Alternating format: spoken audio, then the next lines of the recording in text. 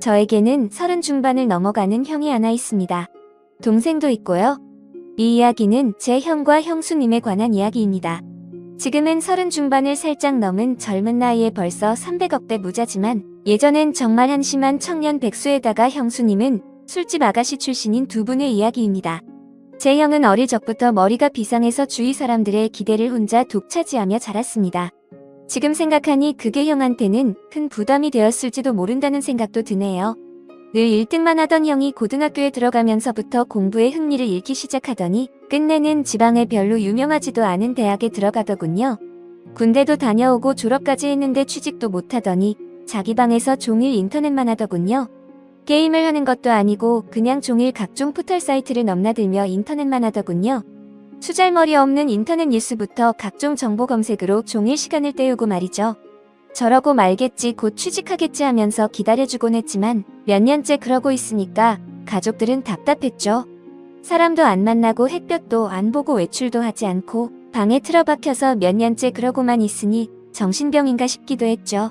그런 사람이 한두 번 외출하기 시작하더니 회사에 다닌다고 하더군요. 큰 회사는 아니고 직원도 몇 명 안 되는 아주 작은 회사라고 했습니다. 월급도 정말 터무니없이 적게 받고 제 형을 묘사하자면 아주 순진하고 선량합니다. 그런데 숫기가 별로 없는 성격이었습니다. 언제나 허허 웃고 마냥 사람 좋아 보이는 이런 형이라서 연애를 못하더라고요. 직원이 몇 명 안 되니 사내 연애도 불가능하고 그렇다고 동호회를 다니며 연애를 해보려고 시도하는 성격도 아닌 것 같고 보다 못해서 제 후배 중에서 예쁘고 똑똑하고 모든 면에서 괜찮은 애들을 몇 명 소개시켜줬습니다. 그런데 애들이 하나같이 하는 말이 사람은 좋은데 재미가 없다고, 남자로서의 성적 매력이 없다고, 그냥 삼촌 같다고 이렇게 애프터를 거절하더라고요. 하긴 옷도 세련되게 못 입고 농담도 잘하지 못하고 차도 없는 사람은 그 친구들이 좋아할 리가 없겠죠. 그런 형이 언젠가부터 연애를 한다고 하더라고요. 그런가 보다 하고 말았는데 반년, 아니 8개월쯤 되었나? 결혼하겠다면서 여자분을 하나 데리고 왔는데 와 이건 뭐 숙맥 같은 형하고는 어울리지도 않을 정도의 미인을 데려왔더라고요. 키도 170이 넘어 보이고 날씬한 데다가 얼굴도 얼마나 예쁜지 제가 지금껏 봐왔던 미인 중에서 5손가락 안에 꼽을 정도로 상당한 미인이었습니다. 아무튼 어찌어찌해서 결혼하고 작은 전세방을 구해서 나가더군요. 지금부터는 형이 주말에 우리를 형 자택으로 불러서 해준 이야기입니다. 형 집에 도착해서 간단한 요리와 맥주를 마시면서 고백할 게 있다면서 말하기 시작했습니다. 형이 회사에 다닐 때 형이 아이디어를 냈던 프로젝트가 하나 끝났다고 전부 여자 데리고 노는 방 있는 술집에 갔는데 그런 데를 처음 가보는 형한테 가장 잘 노는 여자분을 붙여주더래요. 그런데 형은 그게 너무 부담스럽답니다. 자기가 너무 놀 줄을 몰라서 피해를 줄까봐 놀고 나서 이 차를 또 다른 술집으로 옮겼는데 거기선 아예 형한테 가장 예쁘고 차분한 아가씨를 붙여주고 그냥 구석에서 얘기나 하라고 했다네요. 둘이서 구석에서 어색하게 앉아있다가 맥주 서로 따라주며 홀짝거리면서 얘기를 주고받았는데 형은 그 아가씨가 참 마음에 들더래요. 그렇겠죠? 연애가 처음인 형이니까 다른 직원들은 각각 파트너를 데리고 호텔로 갔고 형은 그냥 조금 걸었으면 좋겠다고 하면서 아가씨와 길을 걸으면서 이런저런 얘기를 나눴답니다. 좋아하는 노래, 영화 같은 얘기부터 별의별 얘기를 다 나눴더군요. 정말 오랜 친구 같은 느낌이 들더라고요. 지루한지 모르고 얘기 나누며 그렇게 걷다가 호텔로 갔대요. 사장이 준 호텔비로 방을 하나 얻고 아가씨를 객실 안까지 가지고 그냥 나왔다고 하네요. 매일 원치도 않는 술 마시고 사랑하지도 않는 낯선 남자와 밤을 지내야 하는 게 얼마나 힘들까 하는 생각이 들어서 그날만큼은 남자한테 시달리지 않고 푹 쉬도록 혼자 방에서 숙면을 취하라고 말해주고 나왔다고 하더라고요. 근데 형이 부탁이 하나 있는데 이렇게 재미있게 대화를 나눠본 게 처음이라고 친구하면 정말 기쁠 것 같다고 해서 전화번호를 얻었답니다. 그렇게 문자도 주고받고 가끔 전화도 하면서 친구가 되었다고 하더군요. 또 그렇게 친구에서 연인으로 형수님 말씀으로 매일매일 그런 일상에 몸과 마음이 너무 힘들었는데 형 같은 친구는 다른 세계에 사는 친구를 하나 얻은 듯한 느낌이었고 지친 일상을 잊게 해주는 휴식 같은 사람이었다고 하더군요. 그렇게 가까워지면서 연인으로까지 발전했는데 형이 결혼하자고 할 줄은 사실 기대하지도 않았다고 합니다. 그런 일 하는 걸 알면서도 결혼하자고 하는 사람은 없으니까요. 그런데 형과 많은 얘기를 나누면 꼭 그런 일을 하기 전 아직 때묻지 않은 꼬마였을 때의 형수님으로 돌아간 것 같은 느낌도 받고 항상 술시중 들어야 하고 남자들 추태 부리는 걸 받아줘야 하다가 형을 만나면 정상적인 생활을 하는 평범한 여자로 존중받는 기분이 너무 좋아서 형처럼 착한 남자라면 넉넉하지 않아도 사랑받으며 살 수 있지 않을까 하는 기대는 종종 하게 되더라고요. 그렇게 서로 마음을 확인하고 결혼하기로 약속을 했고 형수님은 다행히 빚이 없어서 큰 탈 없이 업소 일을 그만둘 수 있었다고 합니다. 결혼 후에 형이 회사를 관두고 음식 파는 가게를 시작하고 싶다고 해서 부모님께 2억을 빌려서 가게를 냈고 예상 밖으로 돈이 더 들어서 형수님이 예전에 일하면서 모아둔 돈 1억 4천만 원까지 보태서 시작을 했는데 3개월 정도까지 안 되다가 점점 단골이 늘고 해서 소문이 나면서 북적이기 시작했다고 합니다. 한번 불 붙으니까 걷잡을 수 없이 장사가 잘 되었다고 하더군요. 돈 버는 재미에 힘든 줄 모르고 일을 했다고 합니다. 그러다가 창의력이 뛰어난 형이 남녀노소 좋아하는 신메뉴도 개발하고 마케팅도 하다 보니까 동업하자는 사람들도 찾아오고 분점을 내달라는 사람들도 찾아오더래요. 그렇게 투자를 받아서 인테리어도 정비하고 정식으로 프랜차이즈로 등록하고 몇 년 동안 전국으로 가맹점을 내주기 시작해서 지금은 이름 되면 한 번쯤 들어봤을 법한 회사로 성장을 시켰습니다. 소스 제조랑 가공법에 대한 특허도 출원하고 원재료 가공 납품하는 공장도 세웠고 해외 수출 계약도 했다더군요. 회사를 간두고 해본 적도 없는 음식 사업에 도전한다고 했을 때 다들 말렸죠. 새 집 건너 한 집이 음식점이라고. 그런데 형수님은 당신이 하고 싶고 자신이 있으면 하라고 응원해주더랍니다. 망해서 다 털어먹어도 동네에서 분식점 하면서 살면 되지. 설마 이렇게 젊고 건강한 두 남녀가 산입에 거미줄 치겠냐면서 해보라고 했다더군요. 자기가 모았던 1억 4천만 원 통장까지 내주면서 정말 힘들었다고 합니다. 그런데 프랜차이즈로 등록을 시키고 가맹점 내주면서 더 힘들었다고 합니다. 자기가 까딱 잘못해서 자기 믿고 가맹점 낸 점주들이 망하며 가맹점 하나당 가정 1개가 파탄난다는 책임감 때문에 잠을 못 잤다고 합니다. 하루에 2~3시간 정도밖에 안 자면서 소스 개발, 메뉴 개발, 투자자들 찾아다니고 시장 분석하러 다니고 점주들 장사 잘하라고 자기 비결 남은 책자 제작해서 돌리고 그랬다고 합니다. 창업시장은 엄청 위험해서 열에 8, 9은 망한다면서 한 달 새에도 수없이 많은 새로운 프랜차이즈들이 생겨나고 사라지는데 외국 자본을 등에 업고 국내 진출한 외국계 프랜차이즈나 대기업 계열 프랜차이즈가 아니면 꽤 잘한다고 하는 프랜차이즈들도 수명이 5년을 넘기기 힘들다고 하네요. 다행히도 저희 형 프랜차이즈는 그 기간이 훌쩍 넘었는데도 이제 안정적으로 자리 잡아서 아직도 꽤 후한 평가를 받고 있다고 합니다. 그래서 지금은 형 나이대에 흔치 않을 만큼 큰 돈을 벌었고 반포에서도 상당히 큰 집에서 살고 있습니다. 형수님이 이제 내주만 하는 가정주부로만 지내고 싶다고 해서 형이 양평 쪽에 전원주택을 지으려고 했는데 형수님은 형이 출퇴근하는데 너무 힘드실 거라고 서울 복판에 집을 얻었다고 하더군요. 그렇게 숫게 없어서 연애도 못 해보고 거절만 당하던 형이 이제 물 만난 물고기처럼 완전히 딴 사람이 되었습니다. 자신감과 의욕도 넘쳐 보이고 완전히 노련한 사업가처럼 보입니다. 비싼 맞춤 슈트를 입고 기사까지 있는 차를 타고 다니니까 제 형이지만 참 다른 사람처럼 느껴지더군요. 이래서 사람 팔자 알 수 없다고 하나 봅니다. 엉뚱하고 세상 물정 모르는 샌딩 같지만 워낙 기발한 사람이어서 언제가 되었든 늦게라도 성공은 할 것 같다고 마음 한구석에 믿음 같은 건 있었지만 이렇게 근사하게 되리라고는 예상을 넘어서서 신기하더군요. 형은 하루하루가 돈이랍니다. 하루하루 들어오는 돈도 돈이지만 하루에 하는 결정 하나로 큰 이익을 벌어들일 수도 있고 다른 아이템을 찾으러 다니고 사람들 만나러 다니는 게 전부 돈을 보장해주는 일들이라서 너무 시간이 부족하다고 합니다. 그래서 집에 늦게 들어가고 주중에 형수님과 시간을 보내주지 못해서 늘 미안해서 수시로 형수님한테 전화를 걸어서 사랑한다고 말해준다고 합니다. 그리고 주말 주일은 정말 중요한 일이 있지 않은 이상 오직 형수님과 아기만을 위해서 시간을 보낸다고 하더군요.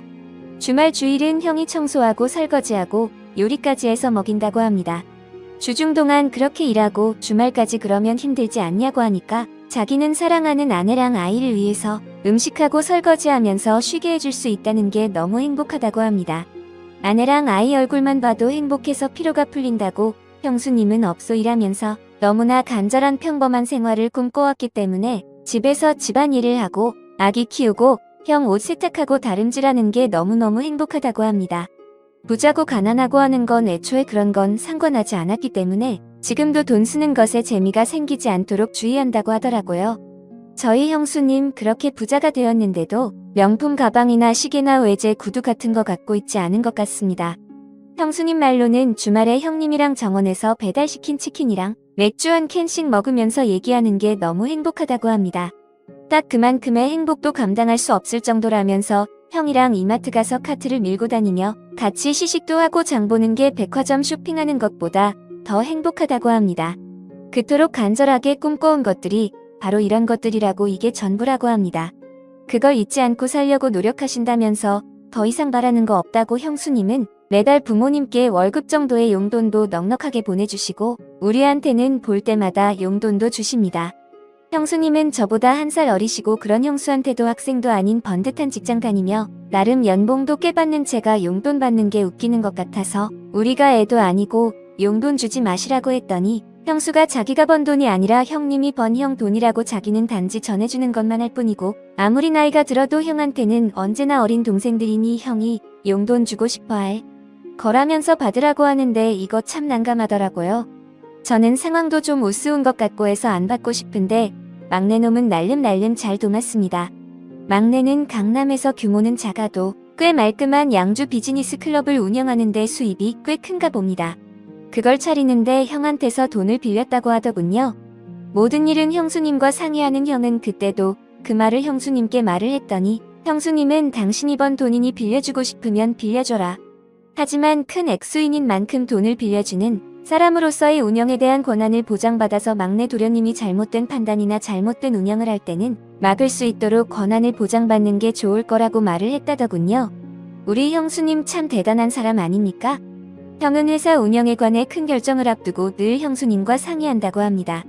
회사 운영에 대해 아무것도 모르는 형수님이지만 시간이 날 때마다 형이 하는 일을 큰 것부터 작은 일까지 모두 얘기해주는 게 남편의 의무라고 하더군요.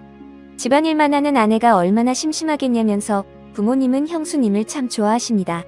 형수님이 흠잡을 데가 없거든요. 남편한테 잘하고 시부모님께 잘하고 참하고 인물도 훌륭하고 뭐 보는 사람마다 며느리 칭찬을 하니까요. 저희 아버지 어머니도 형수님을 딸처럼 아끼십니다. 늘 우리 딸 그러시거든요. 처음엔 형수님 외모가 너무 바비 인형 같아서 어리숙한 형 등쳐먹으려는 꽃뱀이 아닐까 하는 의심도 있었지만 지금은 존경스러울 정도입니다. 시부모님과 우리가 형수님께 너무 잘 대해줘서 형수님은 자신의 과거에 대해 숨겨온 것에 대해 지금껏 늘 죄책감을 느끼고 살았다고 합니다. 그래서 털어놓고 싶어서 지금에서야 우리한테 말하는 거라고. 그래서 저는 누가 뭐래도 형수님은 우리 식구들이 가장 좋아하는 우리 형수님이었고 앞으로도 그럴 겁니다. 형님과 형수님이 성실하게 살았다는 건 알았지만 그렇게 남들보다 몇 배로 애를 쓰며 살았다는 것까지는 몰랐네요. 형수님 앞으로도 우리 형님 잘 부탁드립니다. 고맙습니다.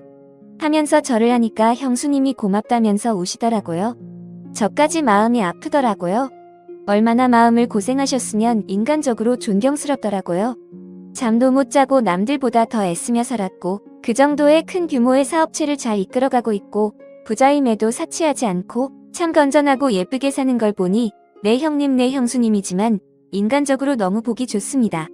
아버지 어머니께는 아직 말씀은 드리지 않는 게 좋겠다고 했습니다. 저희야 젊으니까 이해할 수 있지만 어른들은 그렇지 않을 수가 있거든요.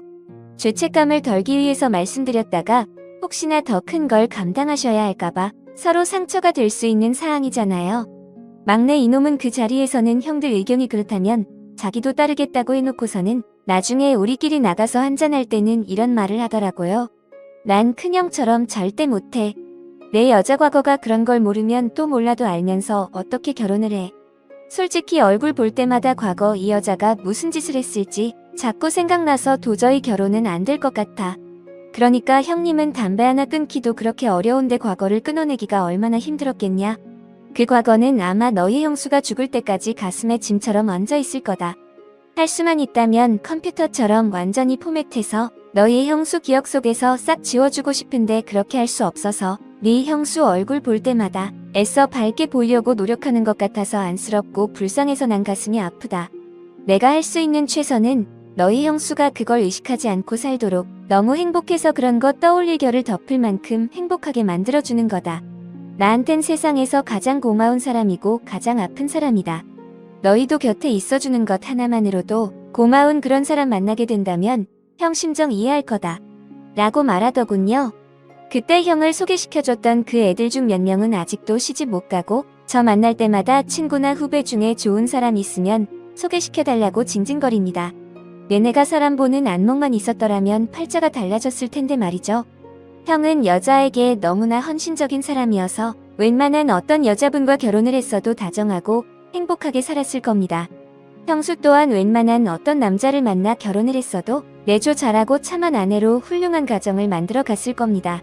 둘이 만나게 된 건 우연도 아니고 운명도 아니고 오직 행복한 결혼 생활 그 하나만을 꿈꿔온 간절함의 톱니가 서로 맞아떨어져서 둘이 하나로 블록처럼 깨맞춰진 게 아닌가 합니다. 다른 사람들을 만났어도 인연이 되지 못한 건 서로에게 기대하는 이상이 달랐기 때문에 끝내 인연이 될 수 없었던 것이고 저희 형님과 형수님 이야기는 여기까지입니다. 남자분들은 우리 형수님처럼 과거의 실수보단 미래를 기대할 수 있는 현명하고 심성 좋은 여자분 만나시길 바라고 여자분들은 우리 형님처럼 당신 하나만 변함없이 애틋하게 봐줄 수 있는 그런 남자를 만나시길 바랍니다. 오늘 제가 준비한 사연은 여기까지입니다. 여러분들은 어떻게 생각하시나요? 좋아요 눌러주신 여러분들 항상 감사드리며 저는 내일 더 재미있는 사연으로 찾아뵙겠습니다. 감사합니다. 다음 사연입니다. 안녕하세요. 저와 남편은 사내 커플이었습니다. 제가 처음에 남편의 부하로 들어갔다가 스튜디오 관련인 타 부서로 이동해서 거기서 조금 핀 케이스입니다. 그 사실을 결혼 전부터 알아서 그런지 시어머니가 저를 아주 무슨 자기 아들이 회사에서 애지중지해줘서 편하게 일하는 줄 알고 부하였다니까 급여도 별거 아닌 거로 봐요. 사실 이전 한쪽이 팔리는 아이템을 만들어 지금은 제 쪽이 더 입지적으로 튼튼하고 급여도 비슷할 수준까지 상승을 했거든요. 보너스로 따지면 더 많네요. 그걸 몰랐을 때는 여자가 벌면 얼마나 버냐 자기 아들이 회사에서 신경 하나 덜 쓰게 집에서 살림이나 해라 제 아침도 못 먹고 나가는 거 들으면 가슴 아프다 블라블라 하기에 남편이 연봉을 까고 이 사람 저보다 잘 나가면 잘 나갔지 못한 사람 아니라고 질러버렸습니다.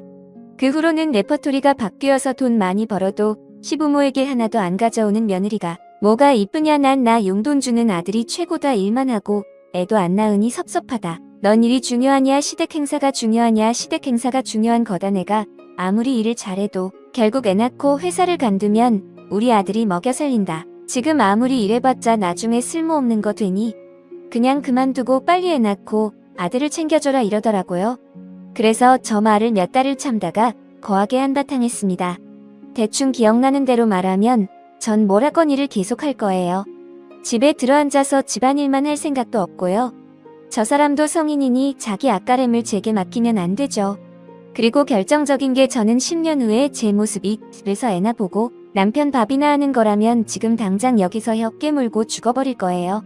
라고 했거든요. 그러니까 시어머니가 들어누우셨다네요. 제가 전업주부분들을 비하할 의도는 없었고 그냥 하도 저를 비하하시고 들뽑으시게 나오는 대로 말했는데 남편은 이번엔 내가 잘못했다고 하네요. 평생 남편과 아들 뒷바라지만 하신 분께 그 인생을 송두리째 부정하는 말을 했으니 어머니 누우시는 거 당연하다 이번엔 내가 먼저 사과하라기에 전 싫다고 했습니다. 당신 인생 부정당하는 건 싫으면서 왜 내 인생은 그렇게 부정하고 끌어내리지 못해 악을 썼냐고요?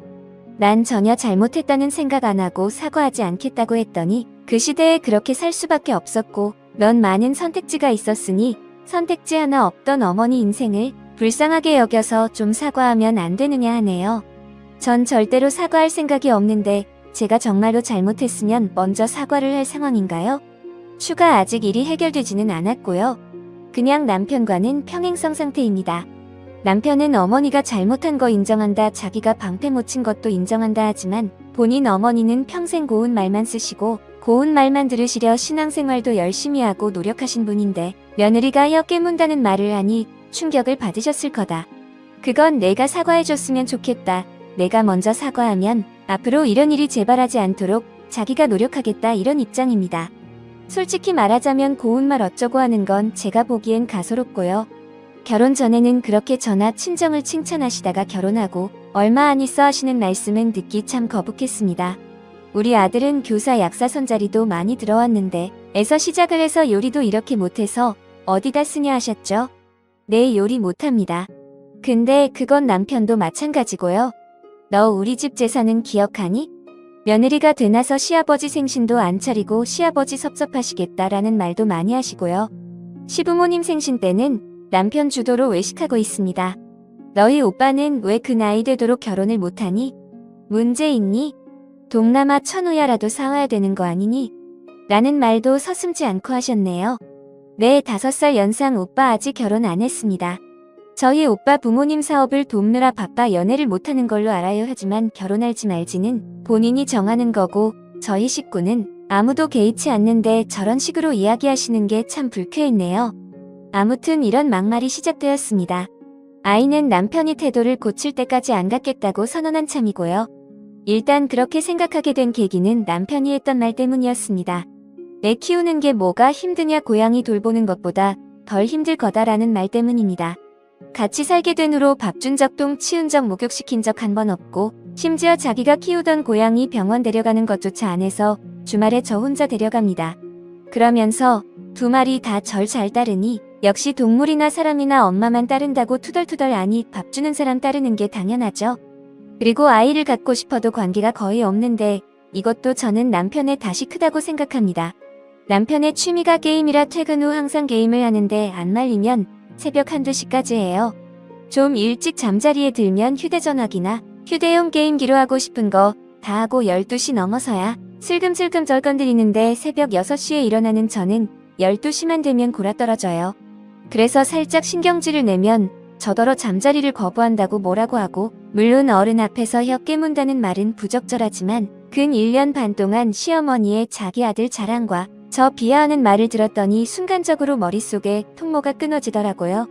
내가 어떻게 이래서 여기까지 왔는데 저런 소리나 들어야 하나 싶기도 하고, 직장에서 진짜 쟤는 개같이 일한다는 말까지 듣고 여자가 어쩌고 얘기 듣기 싫어서 남이 피하는 일 다 맡아서 하고, 심지어 한 달 내내 아침 8시부터 자정까지 일하고 주말에도 전시간 근무하다가 위가 움직이질 않아서 소화가 전혀 되지 않기에 정밀 검사까지 받아서 프로젝트 성공하면서까지 올라간 자리인데 그 몇 마디 말로 저의 삶을 마구 짓밟는 것 같아서 너무 억울했습니다. 네, 앞으로는 그런 막말은 삼가려고요. 그래도 제가 먼저 사과하지는 않을 겁니다. 훅이 오랜만에 들어오네요. 그래도 결론 궁금해하셨던 분들이 좀 계셨던 것 같습니다.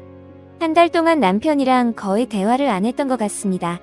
남편은 사과 안 하고 이대로 넘어가는 저에게 화가 났다고 하더군요. 하지만 전 정말 사과할 생각이 없었고 이대로 시어머니와 연을 끊어야겠다고 생각을 했죠. 그러다 하루는 남편이 술을 거하게 먹고 와서 저에게 서운하다고 하길래 그날은 그렇게 넘어가고 다음날 출근했을 때 링크를 보내줬습니다. 제가 시어머니와의 일화를 다 말하지 못한 것도 있고 좀 더 객관화된 글을 보고 나니 저에게 그제서야 미안한 마음이 들었나 보더라고요.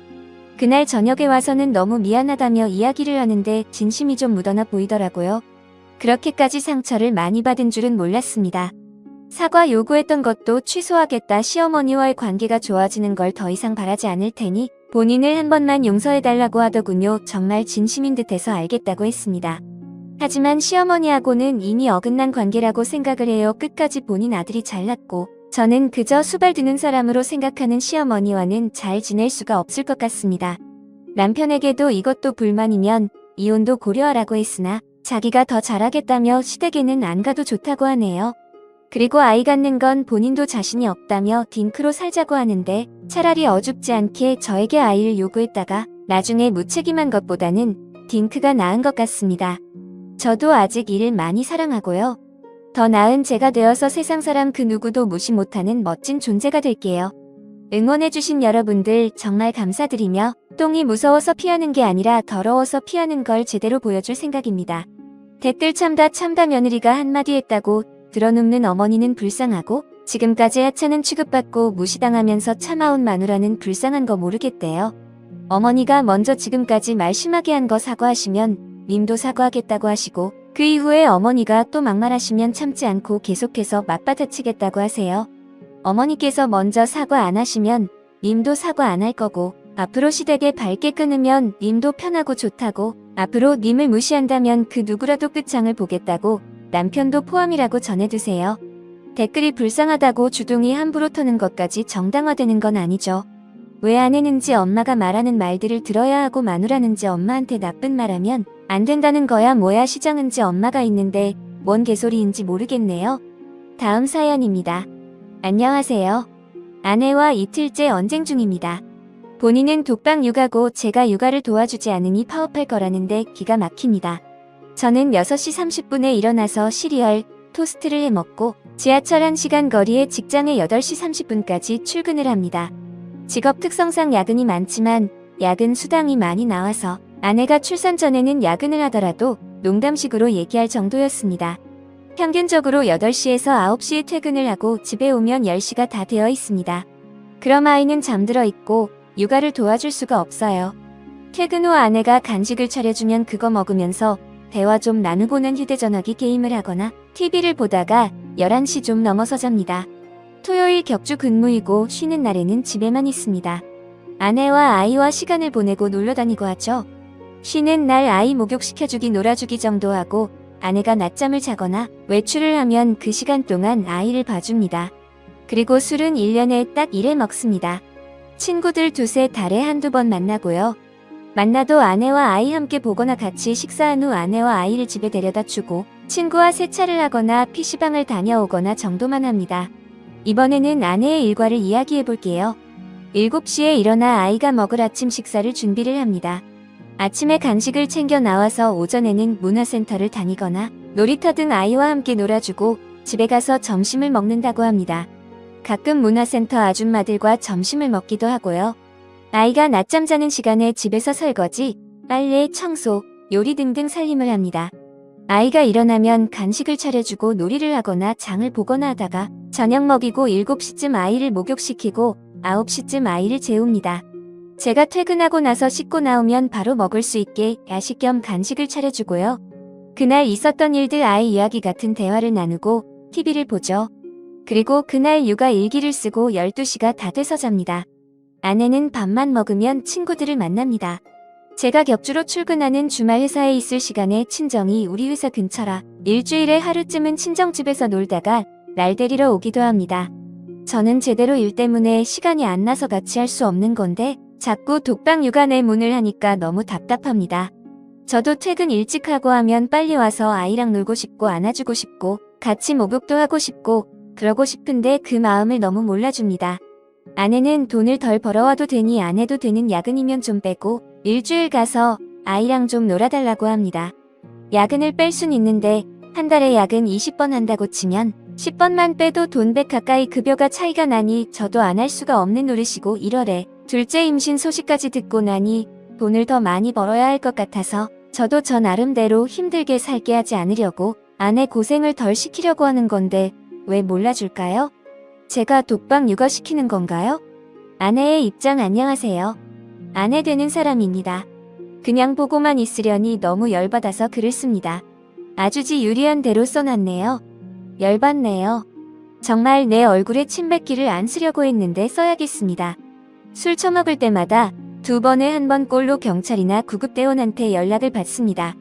한 달에 한두 번 술을 먹는데 그때마다 새벽 4, 5시에 저런 전화를 받고 데리러 가요. 산후조리원 들어온 지 일주일 안 됐을 때도 한 달도 안 된 갓난애 데리고 길바닥에 쓰러졌다고 전화 받고 나갔습니다.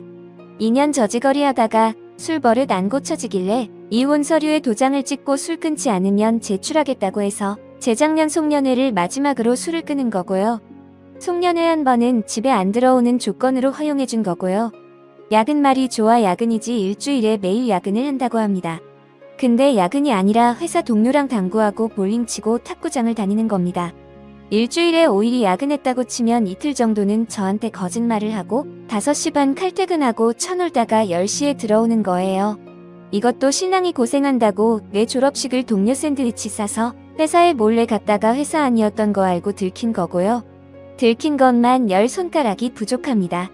일주일에 야근 2, 3번 정도인데 어디서 거짓말하고 놀다 와놓고 거짓말로 야근했다고 하고 저희 사내 연애하다가 결혼한 거라 회사 분위기 잘 알고 운영 방식도 잘 알고 급여 부분은 더더욱 잘합니다. 야근 절반 정도 빼면 30 정도밖에 차이가 안 나요. 저 맘만 먹으면 친구 만날 수 있는 거요? 친구 만날 때 애 항상 같이 데리고 다니고요. 만나도 식사 정도만 하고 오고 주말에 개인 시간 주는 거 어이가 없네요. 목욕탕 다녀오거나 커피 한 잔 먹고 오거나 병원 다녀오거나 하는 1시간 남짓 애 봐준 거 보고 개인 시간 준 거라고 합니다. 지 친구들 만날 때 저 데리고 나가는 것도 신랑 친구들이 첫 조카라고 용돈 주고 하니까 그 돈 반반으로 나눠달라고 데리고 나가는 거고, 저랑 애 집에 데려다 주고 세차하고 온다고 하고 4시간 후에 옵니다. PC방에 간다 하고 휴대전화기 꺼놓고 새벽에 들어온 적도 여러 번이에요. 배터리 나갔다가 시간 가는 줄 몰랐다 변명 같지도 않은 개소리 찌꺼리고요. 좋게 얘기를 했습니다. 나 너무 힘들다 도와달라, 그런데도 야근한다고 거짓말을 하고 난리입니다. 2월 갑작스레 하혈을 해서 울고불고 빨리 오라고 응급실 가자는데 지금 당장 못 간다고 다들 퇴근 안 하고 있대 놓고 직장 동료랑 PC방에 있었습니다. 제가 독방 육아라고 난리치는 이유예요. 진짜 야근에 힘들게 일하는 거면 저도 아무 말 안 해요. 그게 아니니까 저도 도저히 못 참겠어서 말한 건데, 진짜 지가 매일 야근하면서 쉬지도 못하고 힘들게 돈 벌어오는 줄 아는데 절대 아닌 거 하늘이 알고 땅이 압니다. 너무 열이 받네요. 이래도 제가 철없고 이해 못 해주는 건가요? 지금까지 제 사연을 읽어주셔서 감사드립니다.